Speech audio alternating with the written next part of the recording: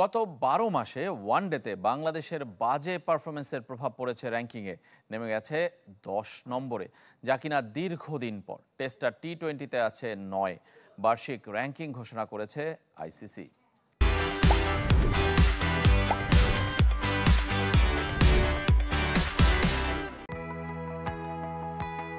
সবশেষ কবে ওয়ানডে র্যাঙ্কিংয়ে ১০ নম্বরে ছিল বাংলাদেশ, অনেকেই ভুলে গেছেন বছর দশেক আগের কথা।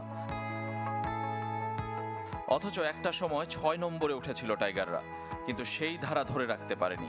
সাম্প্রতিক সময়ে পারফরমেন্সের গ্রাফ নিম্নমুখী।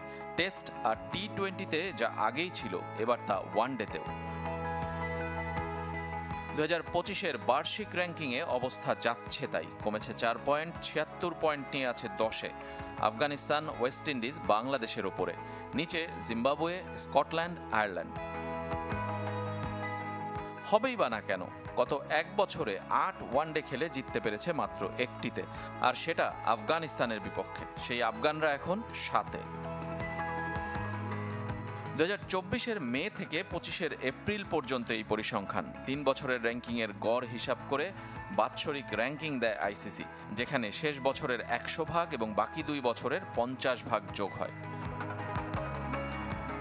সাদা বলের ক্রিকেটে ভারতের আধিপত্য। ওয়ানডে ও টি-20-র শীর্ষে ভারত। অস্ট্রেলিয়াকে টপকে নিউজিল্যান্ড এখন ২ নম্বরে, অজিরা নেমে গেছে ৩-এ। তবে টি-20-তে ২ নম্বরে অস্ট্রেলিয়া। এবারই প্রথম ১০০ দেশকে র্যাঙ্কিংয়ের আওতায় এনেছে আইসিসি। বছর শেষের চূড়ান্ত টেস্ট র্যাঙ্কিং ঘোষণা হবে আগামী মাসের টেস্ট চ্যাম্পিয়নশিপ ফাইনালের পর, যেখানে এখন শীর্ষস্থান অস্ট্রেলিয়ার। ছেলেদের মতো মেয়েদের ক্রিকেটেও চিন্তার রেখা। টি-20 র্যাঙ্কিংয়ে আয়ারল্যান্ডেরও নিচে নেমে ১০ নম্বরে বাংলাদেশ। রেজওয়ানুজ্জামান, চ্যানেল 24।